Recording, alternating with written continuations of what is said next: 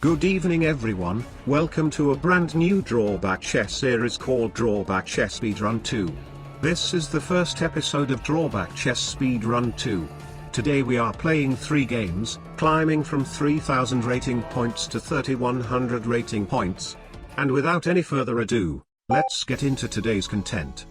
First game was played at 3030 rating points. Turn the other cheek. You cannot recapture. Absolutely impossible, reveal drawback to opponent. My opponent counter revealed, quit horsing around, if you moved a knight on your last move, you can't move a knight. That sounds barely an inconvenience. e4. e5. Bishop c4. I need to find a way to end this game quickly before he gets to understand that he can actually capture everything in my territory and I cannot do anything about it. And apparently he already does. Knight f3. Queen takes f3.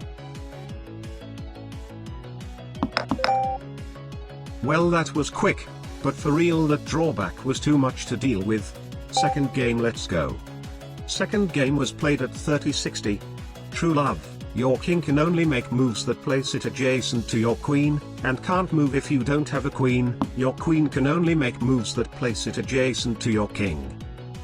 So basically I'm not moving my royal couple then, reveal drawback to opponent. Opponent counter revealed, quit horsing around, if you moved a knight on your last move, you can't move a knight. Wait. So it is the exact same thing as the last game. g6. Well, I'd use then it is another chance for me to practice on how to play against this drawback. Knight c3. Bishop g7. Bishop c4. Aha. He's threatening to go bishop takes f7 check, which my king cannot recapture because he must always be next to his wife. Therefore, I have to stop that bishop. Queen f3. Another piece attacking the f-pawn again, I have to defend it with my queen. d3. Knight c6. So our plan should be very obvious, since his drawback only affects his knights, we can aim to trade down all the other pieces. Knight e2. That blunders a rook. Knight d4. That e2 knight has just moved, he cannot move it again, and after he moves his queen, there is no way for him to stop my knight from forking his rook. Or he can let me fork his queen instead. That also works. King d2. Very aggressive. Knight takes c3. King takes c3. I have no idea why he has to move the king that much forward. Maybe he wants to prove his testosterone. But a guy revealing the drawback after me cannot have more testosterone than me. Not approve. b6. f4. Bishop b7. Knight g3. Bishop to d4 check. Oh no, my bishop. King takes d4. And at this point, I realized that I couldn't go queen c5 checkmate in one because of my drawback. Alright, that was my bad. My right hand was faster than my brain. It moved immediately after I saw that bishop sacrifice checkmate and didn't even remember that I actually have a drawback. Knight f6 instead.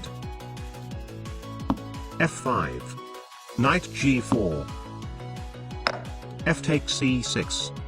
Now that really blunders a king. c5. Checkmate in one with a pawn in the middle of the board. Resignation. Okay, now that bishop death was totally worth it, final game. Third game was played at 3100 rating points. Scorched earth, you can't move to a square that you've moved from. This is probably the third time I have gotten this drawback, last two didn't go very well. Reveal drawback to opponent. I'll skip you through a few opening moves. Knight g5. The utmost famous aggressive fried liver attack, which is exactly what I need, because I need to move my pieces over to my opponent's side of the board as soon as possible, as I will eventually run out of squares on my side of the board. d5. E takes d5. b5. Bishop takes b5. Queen takes d5. My queen is very flexible. Would be nice if she could infiltrate opponent's territory. Castle. That is actually really good, because if he moves his king up here then I can never capture his king anymore, and that also blunders a bishop. Knight c3. Okay, now things start to get very dangerous, as my queen will be continuously attacked and I have to burn down a lot of squares just to save her. Queen a5 seems like the safest square. Knight d5. I cannot take his knight on that square. Bishop a6. Rook e1. Bishop d6. c3. b4 is trapping my queen, and I don't even see a way to save her. Alright. The irritation tactic didn't work. I have to sacrifice. Take. And guess what?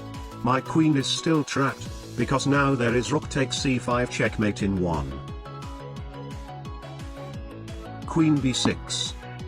Maybe he doesn't see it.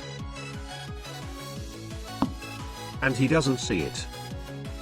I solemnly swear this guy is not a paid actor. e4. a5. I can take this now. A much more promising position compared to the last 2 times I got this drawback. Bishop a3. Queen d4. Still need to be very careful though, as my king cannot move. Any checks can be a checkmate. Queen c1. Aha. Now there is queen c6 checkmate in 1. But you know, I actually think he is just threatening to capture my c-pawn. I'll just go all out against this guy. Knight g4. For real though, if he really figured out that all checks are very fatal to me, there is no way I can win this game regardless of whatever I do.